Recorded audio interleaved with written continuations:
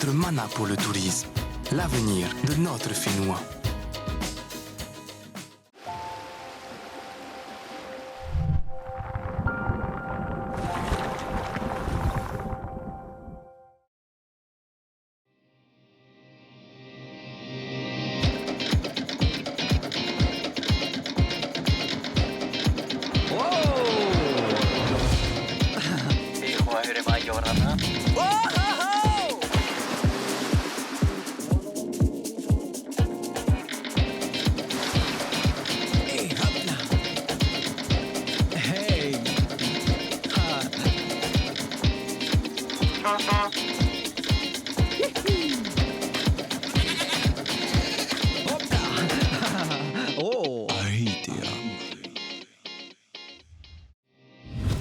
Kuraura tatou pa'atoai, bienvenue dans votre émission hebdomadaire Ahitea consacrée aux métiers et aux activités du tourisme.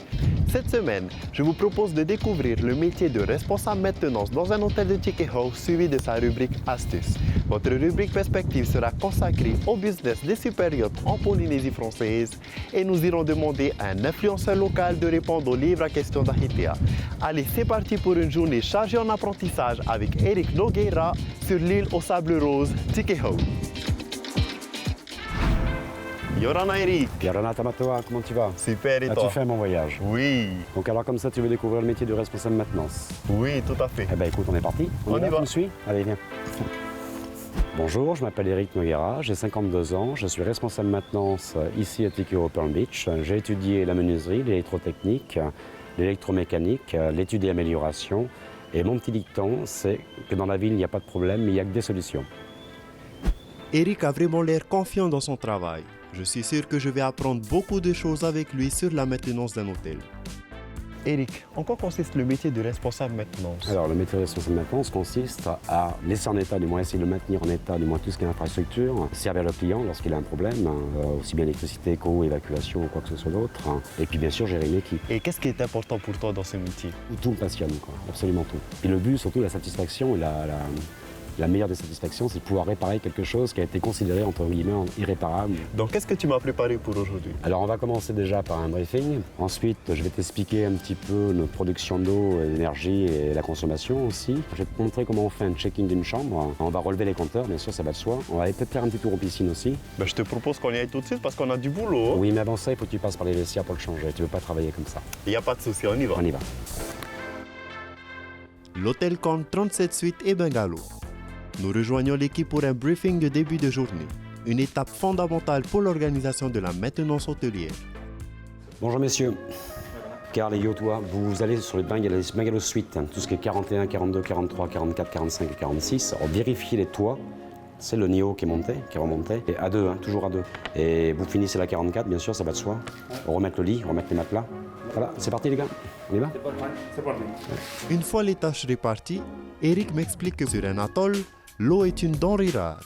Distribuer une eau pure et potable dans tout l'hôtel et dans chaque chambre se révèle indispensable.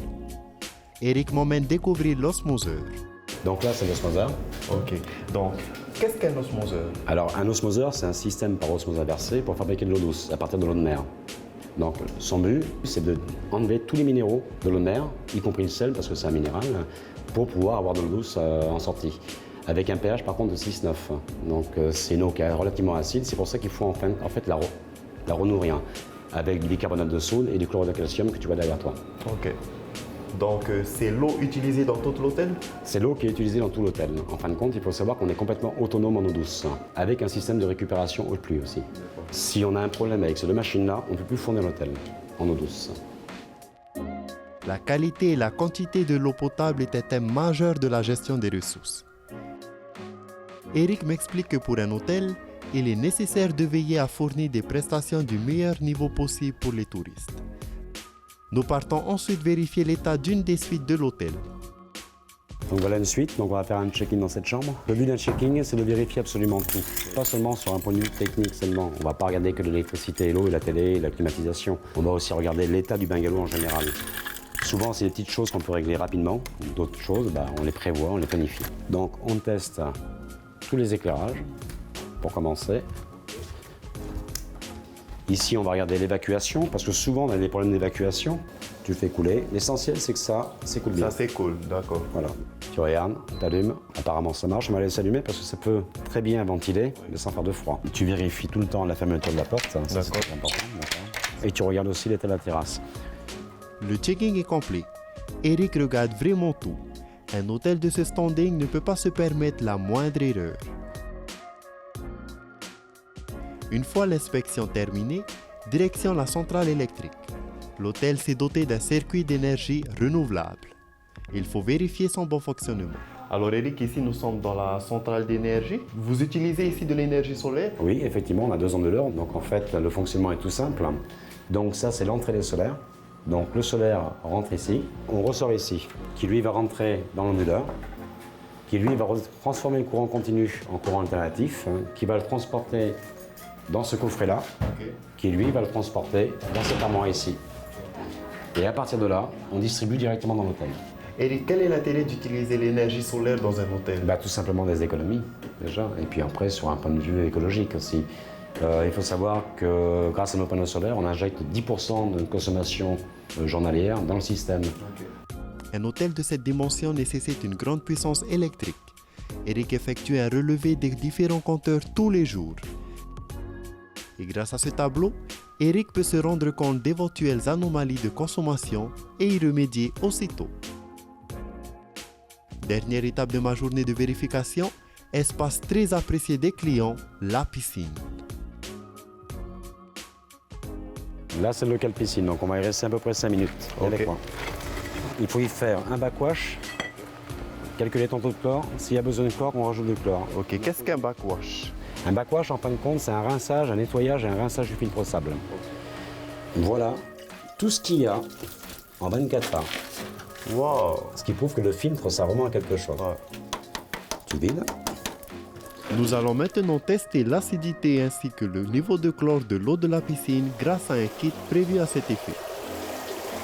Maintenant, tu compares les couleurs. En pH, je suis en moyenne à 7,2. Par contre, en chlore, tu vois, je suis entre 1,5 et 3, on va dire. L'idéal, c'est entre 1 et 1,5. Donc pour moi, il n'y a pas besoin de chlore. Donc aucun intérêt de rajouter du chlore. C'est tout pour aujourd'hui et c'est déjà pas mal. Eric a des journées bien remplies. L'hôtel se doit d'être impeccable et toujours opérationnel puisqu'il est ouvert toute l'année. Il est l'heure pour moi de faire le point de cette journée. Ok Tamatova, que penses-tu de ta journée? J'ai bien aimé, j'ai appris énormément de choses. Je retiens justement le point de la responsabilité qui est importante et aussi le sens de la rigueur pour pouvoir anticiper sur les petites difficultés que l'on peut rencontrer. Il faut pouvoir supporter une certaine pression aussi, chose qui n'est pas forcément évidente. Quelles sont les autres compétences qu'une personne devrait avoir pour exercer ce métier? Mais en fin de compte, les compétences qu'il faudrait avoir pour exercer ce métier, c'est des compétences un petit peu dans tout ce qui touche à technique, aussi bien électricité, domestique, industrielle, mais aussi l'électrotechnique, l'électromécanique. Ça, ce serait idéal. Mais on n'est pas obligé de tout connaître non plus. Il ne faut pas oublier qu'on ne travaille pas seul, on a une équipe en dessous de nous aussi. Et on doit pouvoir compter les uns sur les autres, oui, effectivement. Oui. Ça, c'est très très important. Ça, j'insiste. Eric, Maruru encore une fois. Il n'y a pas de quoi, je t'en prie. Au plaisir. Retrouvez toutes les informations dans votre rubrique Astuces pour devenir responsable maintenance.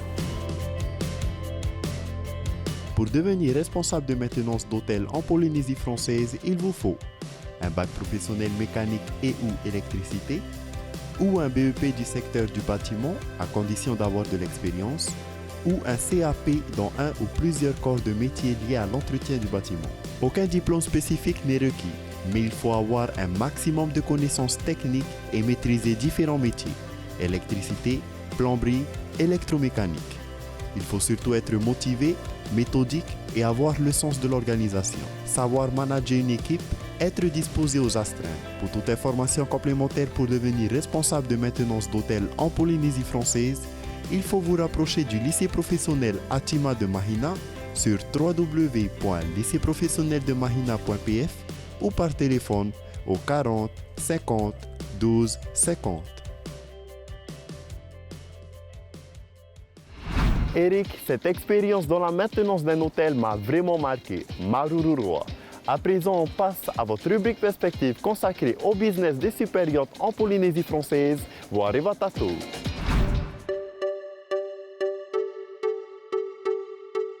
Les super yachts sont de plus en plus nombreux à s'ancrer dans les eaux polynésiennes. Une aubaine pour le tourisme haut-fénois, à tel point qu'une étude d'impact a été pilotée pour connaître les retombées économiques de ce secteur. En 2018, on a créé le cluster supérieur de Tahiti Tourisme pour se rapprocher des professionnels locaux et construire avec eux la stratégie de promotion pour la niche Grande Plaisance. Et justement, l'un des objectifs, c'était d'effectuer en 2019 une étude d'impact économique. Donc c'est chose faite.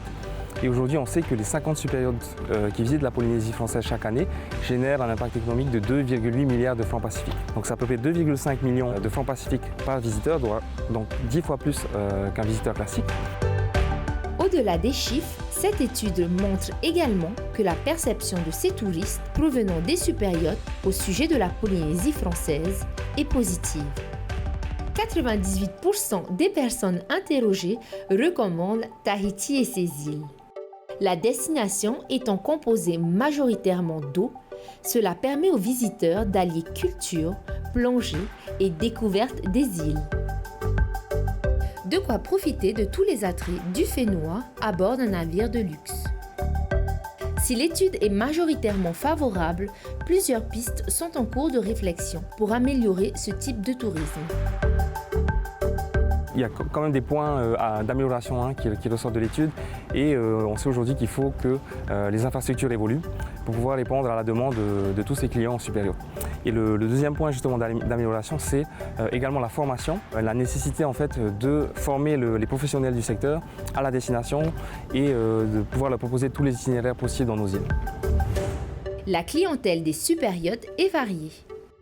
On retrouve aussi bien des familles que des couples en lune de miel, mais également des groupes d'amis. Et tous sont friands de la destination. Selon Tahiti Tourisme, pour mieux vendre la destination, il faut miser sur une présence plus forte à l'international. Donc, il y a quelques semaines, nous étions à Monaco pour le Monaco Yacht Show, qui est le plus grand salon de l'industrie. Donc pour ce salon, on a essayé de miser sur la coopération régionale. Donc on était en partenariat avec Fidji sur ce salon. Et par rapport à la formation, il y a quelques jours également, on était à Fort Lauderdale pour former 120 professionnels qui ont pour rôle de vendre des séjours sur les supérieurs. Donc ça passe vraiment par là, une visibilité plus forte et aussi capitaliser sur la coopération régionale, surtout dans le cadre de l'America's Cup qui aura lieu en 2021 en Nouvelle-Zélande. On sait aujourd'hui qu'il y a 120 superyachts qui ont exprimé leur souhait de se rendre en Nouvelle-Zélande en 2021. Et pour nous, Tahiti, c'est vraiment une aubaine parce que tous ces superyachts vont devoir passer par Tahiti et ses îles avant d'aller en Nouvelle-Zélande. Avec de tels moyens mis en place pour leur accueil, la clientèle américaine, européenne ou encore russe n'a pas fini d'apprécier le tourisme de luxe en superyacht en Polynésie française.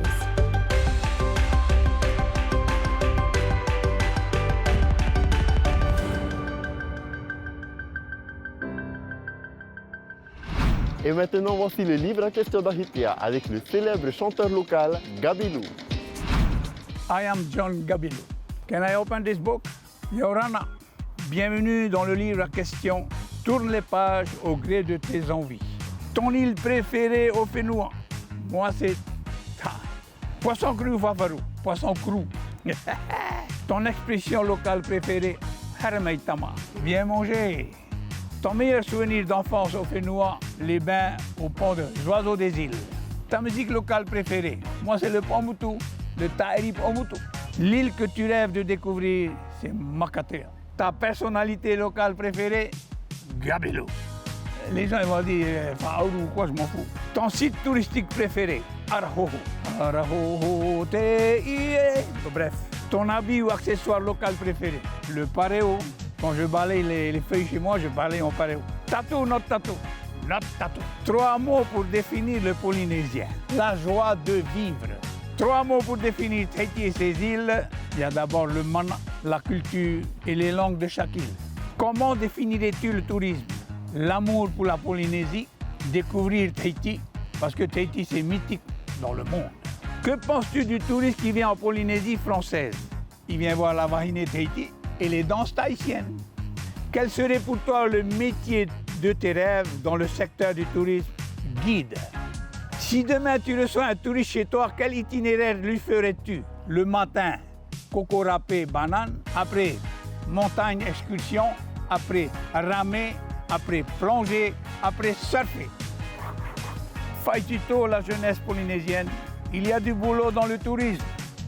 Maruru. Manunu to utino to uinura inapo no hotu na hoia hiraro nana tu na hoia ite mautu atea romi romi hia e te tino Vairea Ruma ruma te moa Mona mona te mahana Ahitea vairea Mono ini ayana Tau hora hora No te aruera I te mau mai tai, mane ihia mai e tā aroa. I te mau mai tai, mane ihia mai e tā aroa.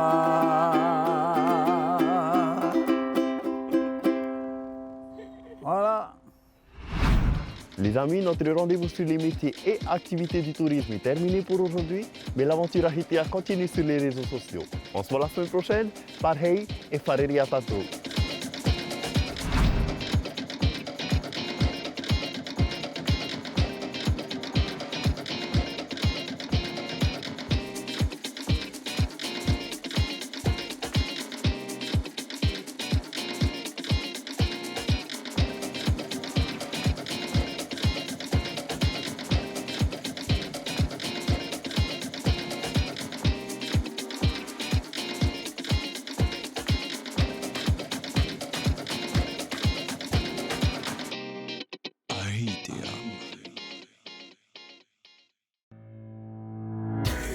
Notre mana pour le tourisme, l'avenir de notre Finnois.